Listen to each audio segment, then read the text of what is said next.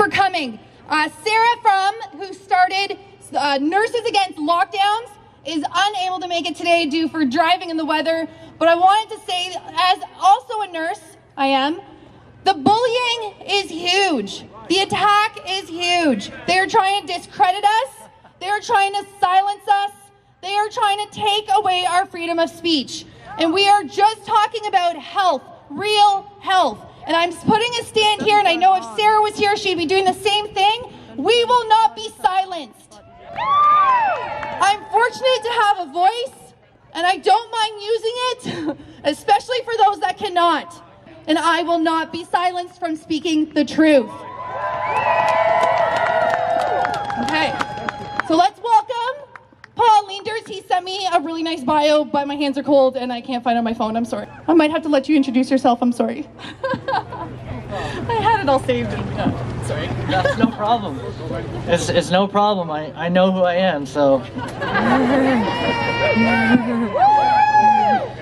My name is Paul Leendertse. I wrote a book on cancer. It's called The Root Cause of Cancer. Something I'm very good at and very interested in is the truth. The deep truth. What is the root cause of things?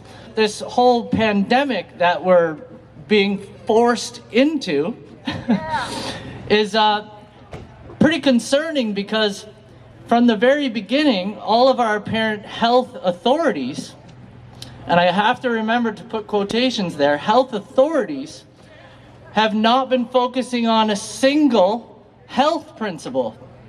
And in addition to that, what they have been forcing are fear principles, stress principles, division principles.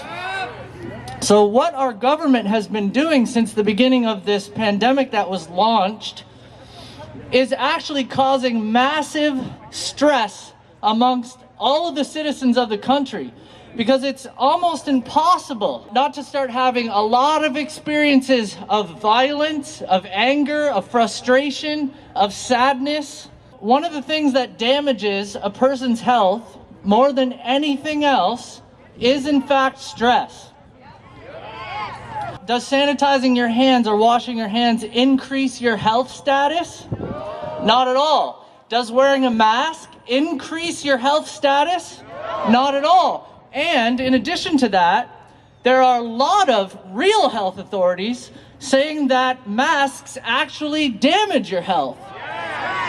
And that shouldn't really be shocking. Your breath is so important that if you stop breathing for just a couple minutes, you literally die.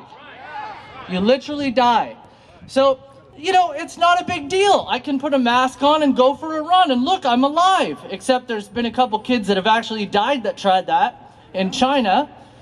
But you know what? That's the kind of mentality. It's okay to smoke a cigarette every day. And look, I just smoked a cigarette, nothing happened to me.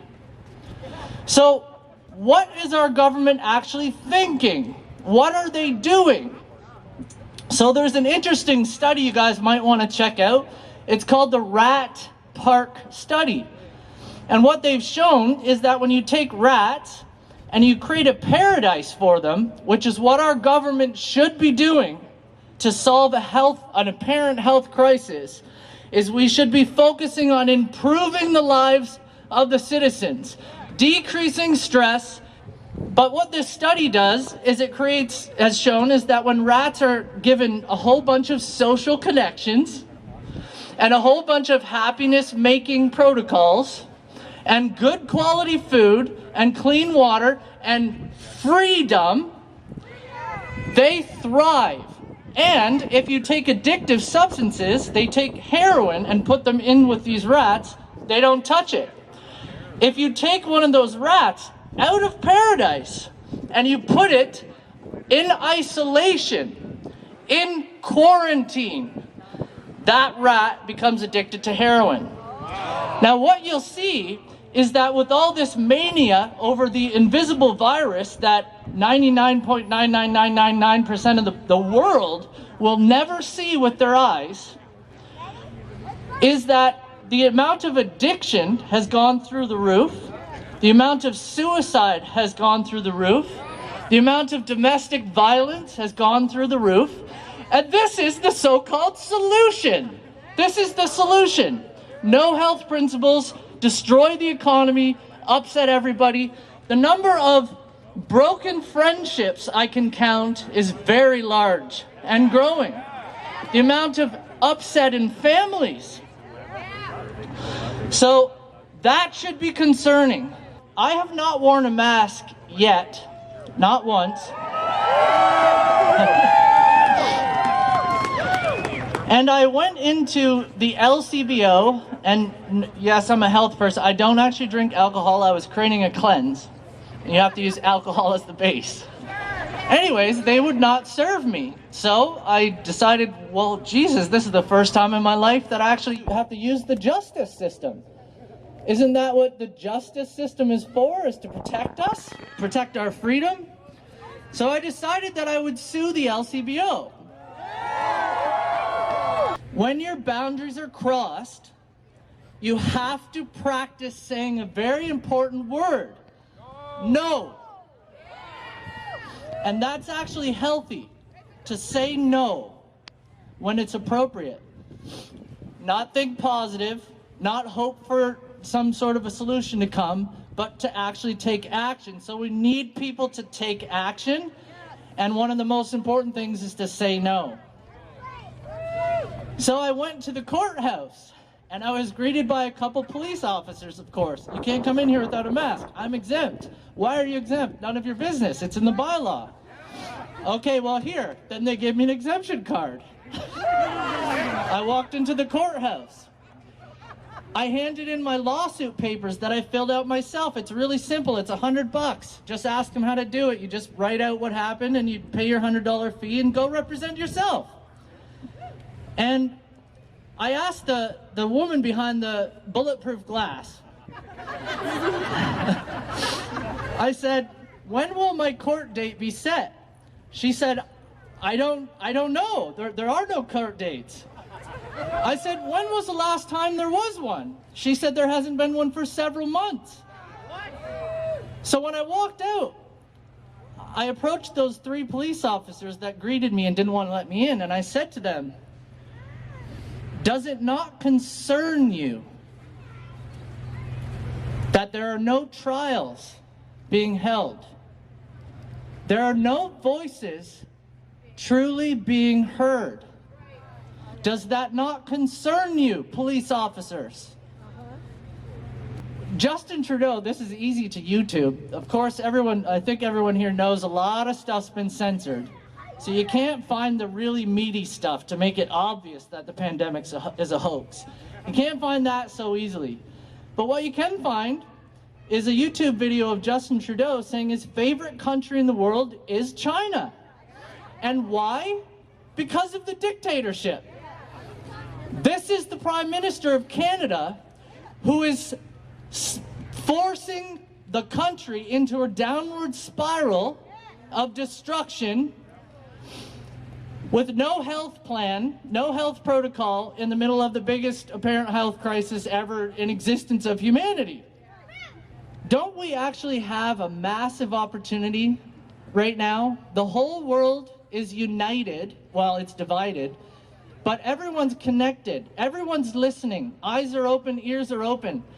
Isn't this the time, if there's ever a time in human history to start a health revolution and to make real positive change, isn't that now? Imagine if our Prime Minister, with all of his solutions, took the multiple billions of our dollars and put it into a health solution, a health revolution. What if we did things like reduce the work week by 1 day? How much rest would people have? How much decrease in stress would people have? And how many symptoms would just magically disappear? But that would be leadership. That would be an example of leadership where the citizens of the country actually matter. Their happiness. But our leaders seem to be very focused on money. Imagine if some terrorists got into our country and like set off a bomb or something and killed a few hundred people, wouldn't that be tragic? Of course, right? But what's actually perfectly fine is to come into our country and set up a business where you feed people on a daily basis poison.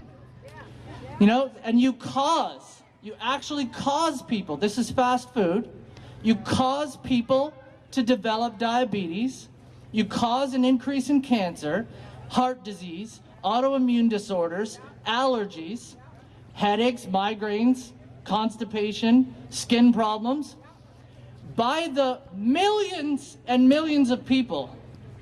And that's okay. That's almost, if anything's, you know, scarier than a terrorist, I think it's that. When we have a country that raises children to value what makes them sick, and then when they get sick, they go to a doctor who now is going to fix them somehow. And this is one of the most important things I want to share today, is that the average elderly patient is on 7 to 15 prescription drugs at once. And the frequent side effects of all those drugs, they're remarkably identical to COVID-19 symptoms. Infections in the lungs, upper respiratory infection at that. Take a picture of this sign if you get a chance, because all the side effects are there.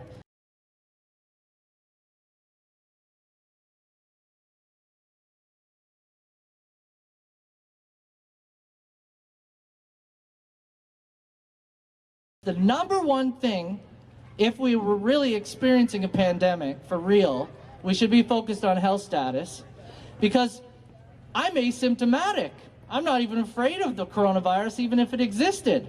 I'm asymptomatic, which means I can have the coronavirus and nothing happens to me. Isn't that amazing? Now the thing is, if you're health compromised, then you could actually be in trouble. So what should we be afraid of? A virus that doesn't do anything to you if you're healthy? Or pre-existing disease? So there's the root cause, pre-existing disease, which means the vaccine's completely worthless. It's a total waste of time. So let's ask the government to actually improve our country and help us be happier, more well off, and increase our health status. If you have questions, come and ask me. I gotta respect time limits here. Love you guys. Thanks for being so courageous.